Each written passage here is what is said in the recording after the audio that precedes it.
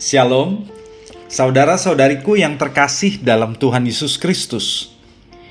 Pesan firman Tuhan hari ini tentang pilihan dan kedaulatan Tuhan.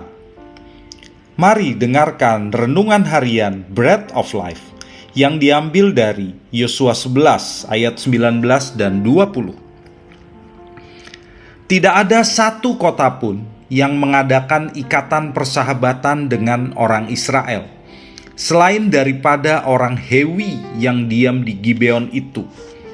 Semuanya telah direbut mereka dengan berperang, karena Tuhan yang menyebabkan hati orang-orang itu menjadi keras, sehingga mereka berperang melawan orang Israel, supaya mereka ditumpas dan jangan dikasihani, tetapi dipunahkan, seperti yang diperintahkan Tuhan kepada Musa.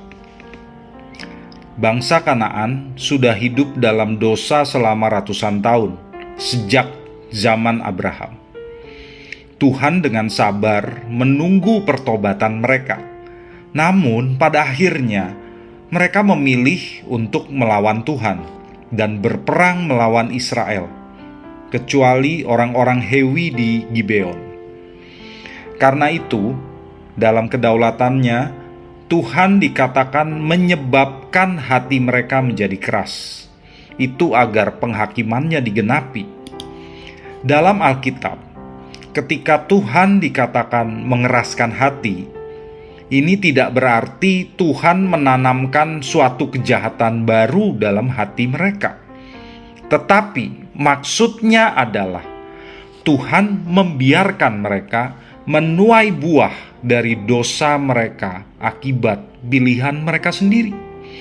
Karena Tuhan mempunyai rencana besar yang tidak boleh mereka halangi. Dalam kedaulatannya, Tuhan menarik anugerahnya, sehingga bangsa Kanaan itu berjalan terus di jalan yang mereka pilih sendiri, sehingga mereka mengalami kehancuran. Seperti dalam Roma 1 ayat 24 dikatakan, Allah menyerahkan mereka kepada kecemaran sesuai dengan keinginan hati mereka. Di tengah orang-orang Kanaan yang melawan Israel itu, hanya Gibeon yang bersikap berbeda. Mereka memilih untuk mencari jalan damai. Karena itulah mereka diselamatkan. Berbeda dengan kota-kota lain yang hatinya keras. Bagi kita, hal ini merupakan suatu pelajaran yang serius.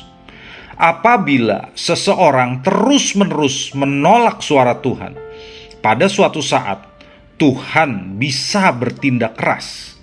Dia bisa menyerahkan orang itu kepada keputusannya yang keras kepala, karena orang itu hidup dalam dosa dan menolak untuk berubah.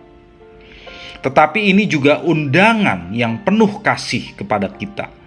Pintu anugerah Tuhan masih terbuka bagi kita yang mau untuk mendengar suaranya dan taat kepadanya. Tuhan itu berkuasa atas segalanya. Pilihan ada pada kita untuk taat atau melawan Dia. Karena itu mari kita memilih untuk memiliki hati yang taat. Karena kita percaya tangan Tuhan tetap bekerja untuk mendatangkan kebaikan bagi kita yang mengasihi Dia. Mari kita berdoa. Bapa yang Maha Kuasa, kami bersyukur kalau kami boleh menjadi anak-anak-Mu, karena Engkau adalah Allah yang memegang kendali atas segala sesuatu. Namun kami juga menghargai bahwa Engkau Allah yang baik dan memberikan pilihan bebas kepada kami. Karena itu ya Bapa, kami ingin berserah penuh kepadamu. Kami tidak mau hati kami menjadi keras. Biarlah Roh Kudus-Mu menuntun dan melembutkan hati kami, agar kami mau mendengar, mau tunduk, mau taat kepadamu dalam kerendahan hati. Kami percaya Engkau tetap berdaulat atas setiap keadaan, dan Engkau selalu menghendaki yang terbaik atas diri kami. Karenanya kami mau berserah, bahkan ketika kami tidak mengerti jalan-Mu. Dalam nama Tuhan Yesus kami berdoa. Amin.